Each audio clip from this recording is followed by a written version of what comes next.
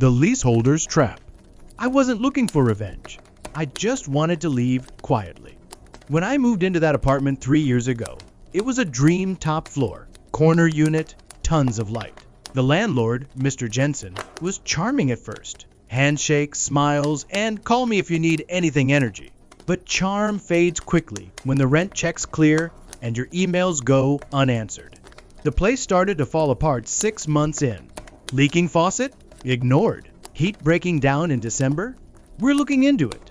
My neighbor downstairs had mold black, creeping mold, and he got a notice that he was liable for it. Still, I stayed. Rent was decent, and moving sucks. I patched up what I could, kept my head down. Then came the rent increase. $250 extra a month. No upgrades. No renovations. Just a typed note slipped under my door. Jensen claimed it was in line with market conditions. I looked around at the peeling paint and dead hallway lights and thought, really? I decided to leave. I gave my 60 days. Cleaned the apartment spotless. Even replaced the light bulbs. Then Jensen hit me with a damage fee, $600 for wall stains that weren't there. He included blurry pictures of scuff marks that could have been from any tenant over the last decade. I contested it. He ignored me. I emailed, called, nothing. He sent it to collections. That's when I stopped trying to be polite.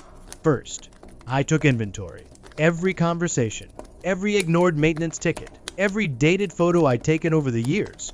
I had receipts. Literal ones, from when I bought my own faucet to fix what he wouldn't. Next, I started reading. Turns out, in our city, landlords must register their rent increases with the housing board if they exceed a certain percentage. Mine did. It wasn't registered. So I reported it. I also found out Jensen hadn't renewed his rental property license in 2 years. Another report.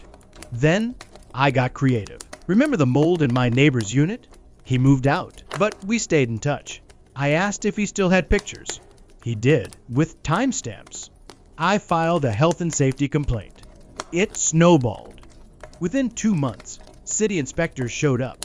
Fines followed. Tenants began organizing, now armed with knowledge that they could push back. Someone created a Facebook group, Jensen Tenants United. But the cherry on top? Remember that collection agency? I disputed the charge. Provided documentation. They dropped it and flagged Jensen's account for review. Turns out, I wasn't the only one. More tenants came forward. Turns out, Jensen had a pattern. Phantom damage charges, questionable repairs, rent hikes that didn't follow any protocol. A journalist caught wind and reached out to me. I shared everything. The article made local news. Slumlord profits off loopholes. A month later, I got a letter from his lawyer. A misunderstanding.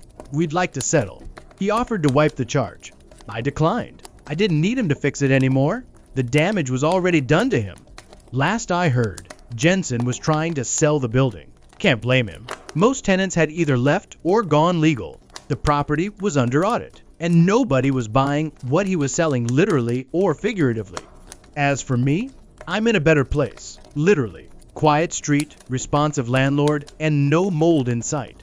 Sometimes, revenge isn't about slamming doors or shouting matches. It's about knowing the rules better than the person who thinks they own the game.